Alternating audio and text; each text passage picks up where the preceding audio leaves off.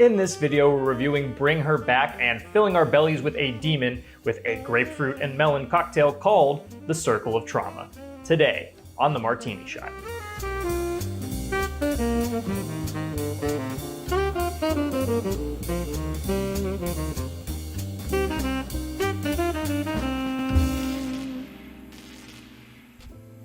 Hello and welcome to the Martini Shot, the home of movie reviews and movie-themed cocktails. Before we get into the review, let's whip ourselves up a drink. So, circles. They're my third favorite shape and a very big motif in the film. Whether it be statues, bloodstains, or a good old-fashioned circle of salt, the shape is super prevalent throughout the film, so I kind of wanted to focus on that for this cocktail. So it's going to have a salt rim that's going to take care of our circle, and it's also going to be using the flavors of grapefruit and melon, two fruits that actually happen to play a somewhat prominent role in the film. The real cycle of trauma ends with you, but your cycle of having a good drink starts now. Let's get into it. So first things first, we're gonna need that circle. So you are going to go ahead and grab a rocks glass, rim it with a lime wedge, and then coat it with a little bit of coarse salt. Once you're done with that, go ahead and set it to the side and grab yourself a shaker. So first things first, we're gonna be starting off with a little bit of fresh lime juice at ½ ounce, along with 1 ounce of fresh grapefruit juice. And then we're also gonna go ahead and throw about 4 to 5 mint leaves in there. Don't worry about muddling those. Since we're gonna be shaking the cocktail, the leaves are gonna get pulverized by that anyway. And then for our alcoholic ingredients, we're gonna be using 1 ounce of Midori, a melon liqueur, and then finally 1½ ounces of spiced rum. Go ahead and throw ice in your shaker and shake to chill. Once you're done, go ahead and fill up your prepared glass with a little bit of ice and strain your cocktail into it. And then finally, go ahead and top it up with a little bit of soda water. And there you go, now you have the Circle of Trauma. There's a very nice balance between the sweetness of the Midori and the bitterness that comes with the grapefruit juice. Both are kind of counteracting one another. Not one flavor is really claiming dominance in this cocktail. The soda water allows you to taste those flavors while also lightening it up so you're not really getting punched too strongly. And that mint is causing a very pleasant coolness in your mouth. It kind of lingers in your mouth from sip to sip, and gotta say it does pair pretty well with the Midori and the grapefruit. And of course the inclusion of the spiced rum definitely gives it a little bit more of a tropical vibe. And I think if you're not a huge fan of either Midori or grapefruit, I think this is a good jumping off point because you'll be able to taste both, but it's not really going to be dominated by either of those flavors. They all work in harmony just like any family unit should. So kids, next time your mom needs a little help with the human sacrifice, give her a hand, why don't you? Now that we have our drink, let's get right into the review. I'll have a A24 horror movie. How original. And with a plot that's a metaphor for grief. Daring today, aren't we? Aye, kid, but you gotta admit, it feels like we've gotten a boatload of horror films like this for years now. Hereditary, Lamb, Midsummer, and Talk to Me are just a few out of the very long list of films that fit this criteria, with all of these being produced or distributed by A24, who really kind of brought this film archetype into the modern era. But it's a topic that has been around for decades, from The Babadook to Don't Look Now. And you know, there's nothing wrong with it. I just think it needs a little something to make it feel unique and iconic. And you know, 2022's Talk to Me kinda did that for me. YouTubers turned directors Danny and Michael Filippo managed to take the idea of grief processed through horror and turn it into a fresh paranormal romp that used speaking with the dead as a clever coping mechanism. Plus, the film had a fun and unique voice to it, so naturally, I got excited to see what the brothers ended up doing next. But unfortunately, much like the themes in the movie, the directors may be caught in a loop. Bring Her Back is chock full of visceral moments that are sure to scare, unnerve, and maybe even make you laugh, proving that the Filippos have the sauce to make an engaging horror movie. But while I found Talk to Me feeling fresh despite a tried and true idea, their sophomoric outing feels like it lost a bit of that flavor. The narrative and ideas are far less interesting than what they cooked up in their previous film, while the heavy-handed, symbolic nature of its themes felt a tad too oppressive and lacked subtlety. Their unique voice still comes through in their writing and camera work, but I found it does not always mesh well with the story this time around.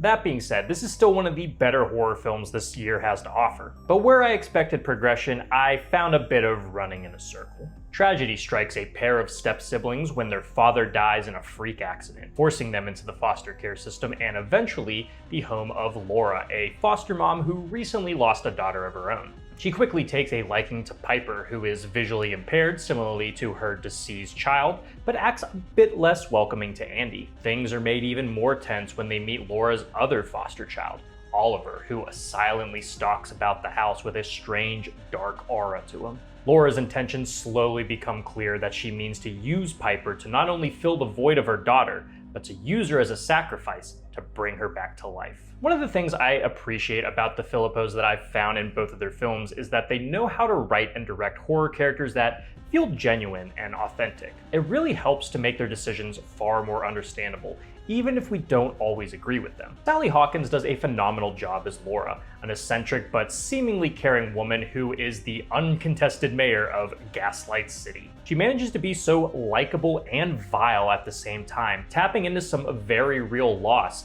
that she also scummily weaponizes when it benefits her most. Something unique to her that you don't see in a lot of these cult, exorcist type movies is that she does not have a solid grasp on things. She's far from a master planner who has every last detail figured out. She makes mistakes that cost her dearly, and it was pretty refreshing to see this spin on a character like this. Additionally, Billy Barrett and Sora Wong do a solid job at selling the misery of their situation as Andy and Piper respectively. Andy's protectiveness of Piper along with his own inner demons makes for quite the big brother character who catches on to things early, but doesn't want to ruin the newfound happiness his sister has found. Meanwhile, Wong brings a much appreciated representation of the visually impaired, though at times she does fall into some of the trappings that come with these characters like this, more often than not losing her agency because of her affliction. And our resident spooky looking kid Oliver, played by Jonah Wren Phillips, does quite the serviceable job with a rather predictable character archetype. He nails all the cliches, but it's those brief moments of emotional terror that we get that really shows off the kid's talents. The monstrous transformation he endures is no easy feat, but Phillips carries it all with an impressive amount of commitment. But of course, there are plenty of gnarly special effects work at play to really sell the horror of what goes on in that house. There are moments that are pretty unrelenting, involving bodily harm that are definitely not for the squeamish. I didn't know you could more or less curb stomp yourself, but this movie found a way, and the effect of broken, bloody teeth is absolutely brutal. But maybe you're more of the skin flaying type. Well, don't worry, because you'll get to see an arm peeled like a potato not much later. And like Talk to Me, the sound design makes all of these moments even more revolting, though thankfully they've seemed to ditch making their jump scare noises 200 decibels this time around.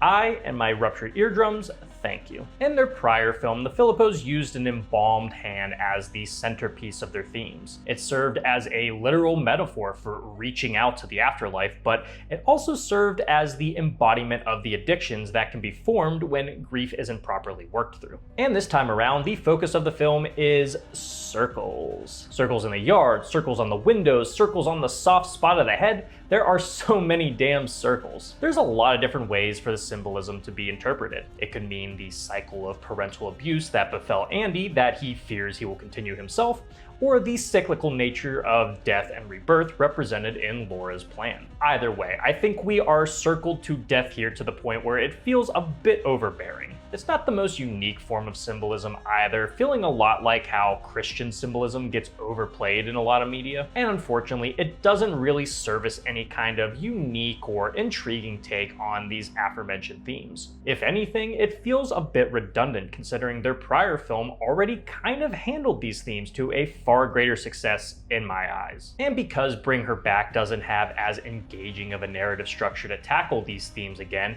I found this to feel a bit more generic and empty than what I expected from a follow-up. This was the time to continue pushing the envelope, but not only does it feel like the brothers have kept their feet firmly in place, at times it feels like they've even taken a step back. This is especially prevalent in the climax, which forgoes a big expected blowout with more of a quieter character moment that does show some maturity, but ultimately felt too restrained for a film that already felt like it was pulling its punches. While I loved the more visceral moments, they ultimately serve less of a narrative purpose and are rather there to shock because that's what horror movies should do, right? But there's not much else other than flesh to sink your teeth into at the end of the day. Despite its nihilistic attitude and depressing outcomes, I wasn't nearly as shaken as much as you would think despite the best attempts from the actors. The pieces are there to connect grief, abuse, and trauma into an engaging story, but they just don't really come together here. Bring Her Back will ultimately deliver on a solid horror experience for most, even if I think it lacks the splintered and energizing identity that would make me come back to Talk to Me. Performances are certainly no short of substantial, and the scariness more often than not delivers with disgusting gore and haunting images, but for me, it was sorely missing something that pulled me in and made me see this as something more than just a horror movie. That's the kind of thinking that put A24 on the map for me, and I sure as hell hope they can bring that mindset back eventually. Hell, I'll get a demon stuffed inside me to do it. Then again, I have been drinking, so maybe don't quote me on that. For my rating, I'm giving this film 3 tufts of dad's hair out of 5. Guys, thank you so much for tuning into this episode of the Martini Shot. If you saw Bring Her Back, let me know what you thought about it down in the comments. And if you like what you saw here and would like to see more, don't forget to like, subscribe, and follow me across all social media channels. Those links are down in the description below. If you enjoy movie reviews and movie-themed cocktails, be sure to check out my website, martinishot.blog. Until next time, thank you again for watching. I'll see you in the next one.